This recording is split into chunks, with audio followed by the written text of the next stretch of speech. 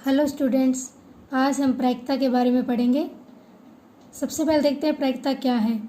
हमारे साथ कई घटनाएं घटती हैं, जिन घटनाओं के रिजल्ट का हम पहले से अंदाज़ा लगाने का प्रयास करते हैं।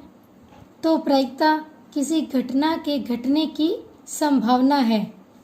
प्रायिकता को हम PE से डिनोट करते हैं। P का मतलब प्रोबेबिलिटी है, जिसे हिंदी में प्रायिकता कहते हैं और अंग्रेजी में प्रोबेबिलिटी कहते हैं। E फॉर इवेंट, इवेंट मतलब जो घटना घट रही है।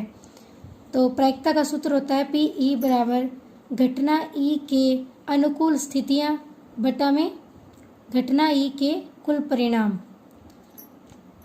PE बार का मतलब है घटना नहीं घटने की प्रायिकता। PE का मतलब है घटना घटने की प्रायिकता।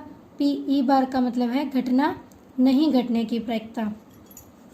उसके बाद देखते हैं कि प्रायिकता का मान हमेशा 0 या 0 से बड़ा, 1 या 1 से छोटा होता है।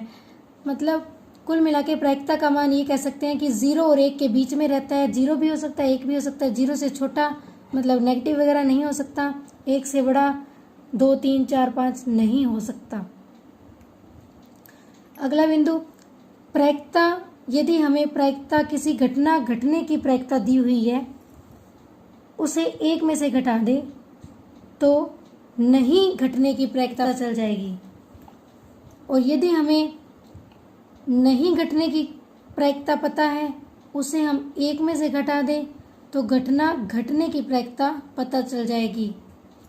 यानी कि किसी घटना के घटने की और घटना के ना घटने की दोनों की प्रायिकताओं का जोड़ हमेशा 1 होता है। अब जैसे एक एग्जाम्पल देखते हैं अपने।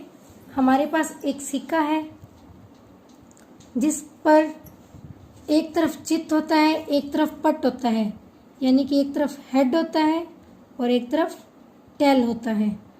तो इसके कुल जो संभव परिणाम है वो 2 हैं। भी हेड भी आ सकता है या टेल भी आ सकता है, परंतु एक समय में हमारे पास एक ही घटना घटती है। या तो हेड आएगा या टेल आएगा। तो हेड आने की जो प्रायिकता है वो 1/2 होगी, क्योंकि जो इसके अनुकूल स्थिति है वो हेड 1 है और बटा में कुल स्थिति कितनी है, 2। इसी प्रकार केवल टेल आने की प्रायिकता तो 1 बटा में कुल स्थिति 2।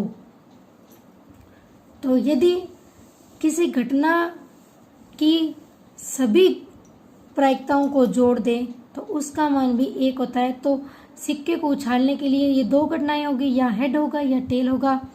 इसकी सभी प्रायिकताएं हमारे पास 2 हैं, इनको जोड़ दें तो उनका मान हमेशा 1 होगा।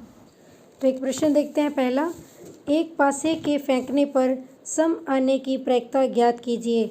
तो पासे के सवालों को करने से पहले पासे के बारे में जान लेते हैं।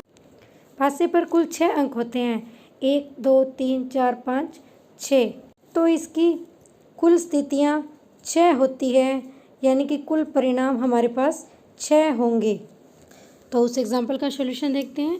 पासे पर सम अंक हैं हमारे पास 2, 4, 6। तो अनुकूल स्थितियाँ हो गई 3। तो इसी प्रकार प्रायिकता हो जाएगी अनुकूल स्थितियाँ बटा में कुल परिणाम, यानी कि 3/6।